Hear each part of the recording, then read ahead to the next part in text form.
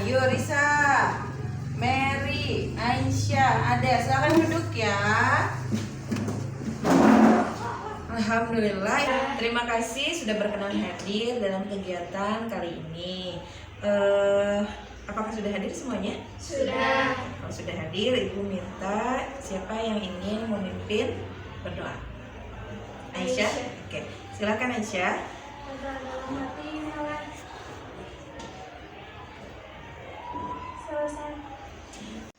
Terima kasih kepada Aisyah yang sudah memimpin berdoa. Apa kabar kalian hari ini? Baik. Alhamdulillah baik semuanya ya. Ada yang tahu tujuan pertemuan kita kali ini apa? Tidak ada ya, belum ada yang tahu ya. Di sini kita akan mengadakan konseling kelompok. Sebelumnya ada yang pernah ikut konseling kelompok? Tidak. Tidak. Jadi Ibu jelaskan dulu apa itu konseling kelompok dan tujuannya untuk apa. Di sini kita akan mengadakan konseling kelompok. Apa itu konseling kelompok? Konseling kelompok itu adalah pemberi bantuan kepada individu yang memiliki masalah. Jadi supaya masalahnya itu teratasi. Jadi di antara kalian nanti mengungkapkan masalah-masalahnya pribadi sendiri masing-masing. Misalnya Adel punya masalah ini, Risa punya masalah ini, nanti kita selesaikan secara bersama-sama. Jadi bentuknya adalah dengan diskusi kelompok. Nanti kita akan tanya jawab, kemudian Mary kalau membicarakan masalah Adel, nanti Mary memberi pendapat seharusnya seperti apa. Gitu ya. Kemudian tujuannya untuk apa? Tujuan konseling kelompok itu adalah supaya masalah yang kalian miliki bisa teratasi. Jadi ada jalan keluarnya. Kemudian nanti kalian harus berperan aktif di sini ya. Aisyah harus memberi pendapat kepada masalah nanti siapa yang ditunjuk masalahnya. Misalnya masalah Risa. Memberi pendapat jalan keluar masalah Risa seperti apa. Jadi setiap orang berhak memberikan pendapatnya masing-masing. Jadi itu adalah konseling kelompok. Kemudian tujuannya sudah. Dan dalam konseling kelompok itu ada yang namanya asas-asas yang harus kalian patuhi. Yang pertama ada yang namanya asas kerahasiaan. Jadi yang dimaksud asas rahasia itu adalah apa yang dibicarakan dalam konseling kelompok kita kali ini tidak boleh diungkapkan keluar anggota kelompok ya, jadi jangan dibicarakan lagi keluar.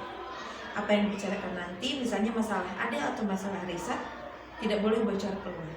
Sampai sini dipaham ya? Itu asas kerahasiaan. Yang kedua ada yang namanya asas keterbukaan. Asas keterbukaan itu adalah ketika kalian mengemukakan masalah kalian itu harus secara terbuka. Jangan ada yang ditutup-tutupi. Harus memang yang sebenarnya masalahnya. Kemudian yang ketiga ada yang namanya asas kesukarelaan. Jadi asas sukarela itu adalah kalian datang secara sukarela untuk mengadakan konseling kelompok tanpa adanya paksaan dari pihak manapun. Kalian sukarela kan datang ke sini ya? Iya. Sampai sini ada yang ditanyakan, mengerti ya? Ada yang ditanyakan? Tidak? Oke. Kemudian yang dalam konseling kelompok itu ada yang disebut dengan pemimpin kelompok dan ada yang disebut dengan anggota kelompok. Jadi di sini adalah pemimpin kelompoknya ibu sendiri dan kalian berarti sebagai anggota ke kelompok. Di sini ibu bisa menjadi fasilitator untuk mengemukakan masalah kalian. Kalian bisa mengungkapkan apa yang kalian hadapi, kesulitannya apa, karena kalian sebagai anggota ke kelompok. Ya, mengerti ya sampai sini ya, paham? Oke. Sebelum masuk ke tahap selanjutnya, kita akan ice breaking dulu ya. Kalian tahu ice breaking ya? Ayo, ice breaking dulu ya. Atau kita perkenalan dulu ya? Perkenalan dulu. Perkenalannya dengan merangkai nama kalian. Karena di sini ada 4 orang, berarti kita mulai dari yang sebelah sini, kemudian dirangkai oleh Aisyah, Adel, dan Rita. Oke? Siap ya? Siap. Coba Ibu mulai dulu dari Ibu ya. Nama saya Sawitrin dari MTS Bonijaya. Lanjut. Nama saya Maria dari 9A. Yo, lanjut. Saya Anissa dari 9B dan Mary dari 9A. Betul, ayo. Saya Adelia dan Mary kelas 9A dan Lisa kelas 9B. Yo, terakhir. Ayo Risa. Nama saya Risa dari kelas 9B dan Mary dari kelas 9A dan Aisyah dari kelas 9B dan Ade dari kelas 9C. Yeay, tepuk tangan. Risa, oke, terima kasih ya. Cukuplah ice breakingnya ya. Selanjutnya dalam konseling kelompok itu ada yang disebut dengan ikrar. Ikrar itu adalah janji. Jadi kita harus mengucapkan dulu ikrar kelompok sebelum melaksanakan konseling ke kelompok. Jadi kalian nanti mengulang apa yang ibu bicarakan, ya, mengerti? Tapi kita sambil berdiri ya. Oke, yuk berdiri semuanya yuk.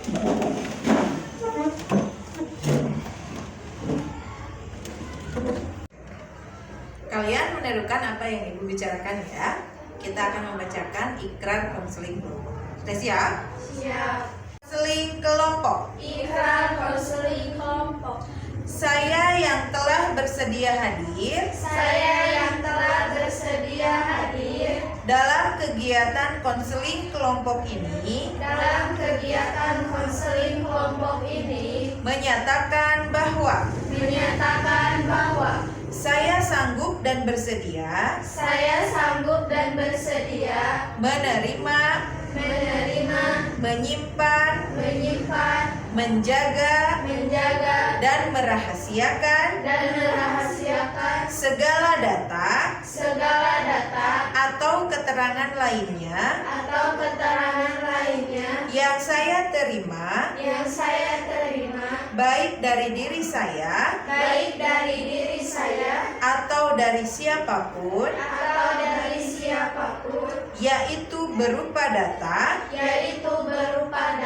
atau keterangan yang tidak boleh dan tidak layak diketahui oleh orang lain. Oke, terima kasih ya. Silakan duduk lagi.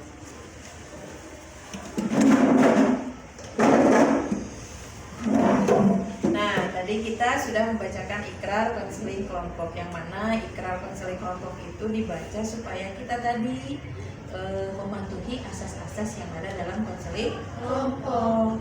Di dalamnya ada janji kita tidak akan membicarakan keluar karena ini bersifat rahasia. Kemudian ada menjaga data atau rahasia temannya masing-masing yang ada di anggota kelompok. Sampai sini paham ya? Oke, ada yang ditanyakan dulu? Kalau tidak ada, kita akan masuk ke tahap selanjutnya dalam kegiatan konseling kelompok ini. Tapi sebelumnya, tadi ibu akan membahas dulu permasalahan siapa yang di sini yang akan dibahas, ya. Kita kan mengadakan konseling kelompok untuk menyelesaikan masalah anggota kalian di antara kalian, ya.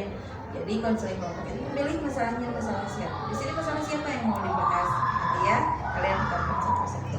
Kemudian ibu mengingatkan kembali bahwa dalam konseling kelompok ada yang namanya pemimpin kelompok dan ada yang juga anggota ke kelompok. Jadi kalian kalau ada sesuatu boleh minta izin dulu kepada pemimpin kelompok. Kalau sudah dipersilakan boleh mengungkapkan.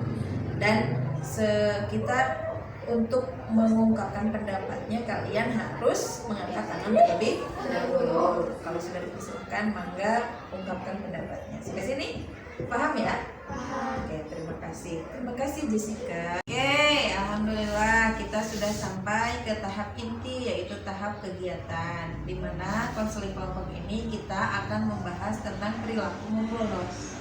Ya, jadi nanti ibu akan tanya permasalahan kalian dan kalian mengungkapkan permasalahan tentang membolos masing-masing. Ya, sampai sini paham ya?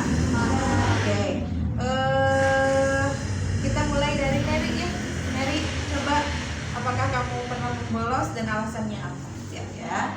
Karena saya tidak suka pelajaran bahasa Inggris. Oh, jadi Mary membolos karena tidak menyukai pelajaran bahasa Inggris. Kita lanjut ke Risa ya. Yang kedua, Risa pernah membolos dengan alasan apa? Karena saya belum mengerjakan tugas. Jadi Risa membolos karena tidak mengerjakan tugas ya, belum mengerjakan tugas. Selanjutnya Adel. Saya merasa bosan pelajaran SBK. Adel membolos karena merasa bosan dengan pelajaran SBK. Dan terakhir, coba Aisyah. Saya bolos karena diajarkan teman. Saya bolos karena diajak oleh teman. teman-teman. Nah, kita sudah mendengar permasalahan setiap anggota kelompok dari masing-masing sudah mengungkapkan. Jadi sekarang kita sepakati masalah siapa yang mau kita bahas hari ini. Risa mau permasalahan siapa? Aisyah. Kalau Mary? Aisyah juga ya. Ada ya? Oke, berarti kita sepakati, berarti kita akan membahas permasalahan Aisyah ya. Oke, baiklah Aisyah, Ibu minta coba kamu mengungkapkan sekali lagi apa permasalahan yang detailnya seperti apa. Bisa ya? Coba. Saya diajak oleh teman bermain sampai lupa waktu sehingga saya kecanduan untuk membolos. Nah, jadi Aisyah itu membolos karena diajak oleh teman, sehingga dia diajak main di waktu sekolah sehingga dia lupa waktu. Jadi permasalahannya itu, setelah kita tahu masalah detailnya seperti apa, Ibu kembalikan lagi ke kalian, ke anggota kelompok ya. Jadi setiap dari kalian masing-masing memberi saran kepada Aisyah. Sebaiknya Aisyah itu seperti apa? Coba kita mulai dari Mary dulu. Mary, apa sarannya terhadap Aisyah? Aisyah harus mengatur waktu. Nah, Aisyah, kata Mary harus bisa mengatur waktu. Kalau Ibu mulai menambahkan, jadi kata Mary itu Aisyah itu harus membedakan waktunya main dengan waktunya sekolah. Paham ya? Yang kedua, coba Risa, sarannya apa terhadap Aisyah? Harus sadar jangan mengulangi itu lagi. Nah, Aisyah harus segera sadar kamu tidak boleh mengulangi perilaku tersebut lagi ya, karena itu tidak baik. Betul sekali ya. Coba kita ke Adel. Aisyah harus menjauhi teman agar kita mengajar bolos. Nah, Aisyah kamu harus menjauhi teman yang tadi, teman yang mengajak bolos tadi, dijauhi supaya kita tidak ikut dia, betul ya? Jadi cari teman yang lebih baik. Sudah nih, udah ada pendapat dari Mary, dari Risa, kemudian dari Adel. Ibu simpulkan tadi. Mary mengungkapkan bahwa Aisyah harus bisa mengatur waktu, harus membedakan. Yang kedua, Risa mengatakan bahwa Aisyah harus segera mengubah perilaku tadi. Kemudian Adel memberi saran bahwa Aisyah sebaiknya menjauhi teman tersebut. Kita sudah dapat kesimpulannya. Ibu sekarang mau minta tanggapan dari Aisyah ya. Tes mulai. Tes. Oke, sekarang tadi kalian sudah mendengarkan tanggapan dari masing-masing anggota kelompok kepada permasalahan Aisyah. Tadi Ibu juga sudah menyimpulkan kesimpulannya tadi. Sekarang Ibu mau minta tanggapan kepada Aisyah ya. Tanggapan dari saran teman-teman kamu dari anggota kelompok ini. Bagaimana tanggapan kamu? Terima kasih kepada teman-teman yang telah memberi saran. Insya Allah saya akan mengubah perilaku saya menjadi lebih baik. Nah, tadi Aisyah sudah bilang terima kasih banyak atas sarannya teman-teman. Jadi insya Allah dia akan merubah perilakunya menjadi lebih baik. Jadi asalnya membolos dikurangi sekarang ya, untuk jadi tidak membolos lagi. Begitu, seperti itu. Jadi hari ini kemudian setelah itu kita sudah dapat kesimpulannya. Ibu akan membagikan, karena di sini Ibu menggunakan teknik kontrak perilaku. Jadi maksud kontrak perilaku itu adalah, jadi kalian diberi perjanjian, Aisyah diberi perjanjian untuk mengubah perilakunya seperti kesepakatan, misalnya 1 minggu. Ibu akan pantau dalam waktu 1 minggu apakah berubah atau tidak. Nanti di kertas ini akan ditulis perkembangan perilaku kamu, apakah hari Senin membolos atau tidak ya. Tulis nama kamu nanti di sini karena ini adalah kontrak perilaku. Jadi Ibu memantau dalam waktu 1 minggu ya, apakah kamu berhasil atau tidak mengubah perilaku kamu dalam waktu 1 minggu. Coba ini punten ke Aisyah. Aisyah dilihat dulu. Nah, di sana nanti tulis nama kamu, kemudian setelah dalam waktu 1 minggu Ibu akan memantau apakah berhasil atau tidak. Jadi itu adalah perjanjian kontrak kita ya setelah konseling kelompok ini. Kemudian berhasil atau tidaknya nanti ibu akan menilai di sana. Setelah itu nanti bu, bagaimana kalau saya berhasil? Nanti ibu akan memberikan imbalan sebuah nilai ya. Jadi kamu akan diberi nilai tambahan afektif nanti ya tentang penilaian sikap. Nilainya sudah bagus. Sampai sini Aisyah paham? Mengerti ya? Yang lainnya juga jika ada permasalahan seperti ini nanti ibu kasih lembar kontrak bulan. Mengerti? Ada yang ditanyakan? Tidak. Oke. Siap. Nah, alhamdulillah kita sudah sampai pada akhir kegiatan konseling kelompok ini. Tapi sebelum ditutup, ibu mau bertanya tentang kesimpulan dulu. Kita akan menyimpulkan dulu dari kegiatan kita tadi. Ya, setiap dari kalian boleh menyimpulkan. Coba siapa dulu yang mau menyimpulkan? Mary, silakan Mary. Dari kisah Aisyah tadi, saya dapat menyimpulkan bahwa perilaku Aisyah ini merupakan perilaku negatif dan kita tidak boleh meniru karena bisa merugikan. Bagus sekali ya. Mary mengatakan bahwa perilaku yang tadi dibicarakan dari kisah Aisyah itu adalah bukan perilaku yang baik. Jadi kita tidak boleh menirunya. Oke, selanjutnya siapa? Risa. Oke. Kita harus bisa mengatur waktu, mana waktu bermain, mana waktu belajar. Nah, betul sekali ya. Kita harus bisa membedakan mana waktu bermain dan mana waktu untuk belajar. Sampai sini paham ya? Tadi sudah kita simpulkan, kita sudah dapat kesimpulannya apa dari Mary dan dari Risa. Terima kasih kepada Mary dan Risa. Kemudian selanjutnya ibu mau bertanya dulu tentang kesan dan pesan dari kegiatan konseling kelompok kita kali ini. Siapa dulu yang mau mengungkapkan? Aisyah silakan. Saya merasa kegiatan ini sangat bermanfaat karena saya bisa menyelesaikan masalah saya. Alhamdulillah dengan kegiatan konseling kelompok ini masalah Aisyah bisa terselesaikan ya. Ada? Silahkan. Saya merasa kegiatan ini sangat bermanfaat. Pesannya semoga bisa lebih disiplin lagi. Ya, alhamdulillah sangat bermanfaat dan pesan Adel tadi semoga kita bisa lebih disiplin lagi. Oke, terima kasih ya untuk semuanya. Kita sudah sampai kepada akhir pertemuan kegiatan konseling kelompok tadi, kelompok ini.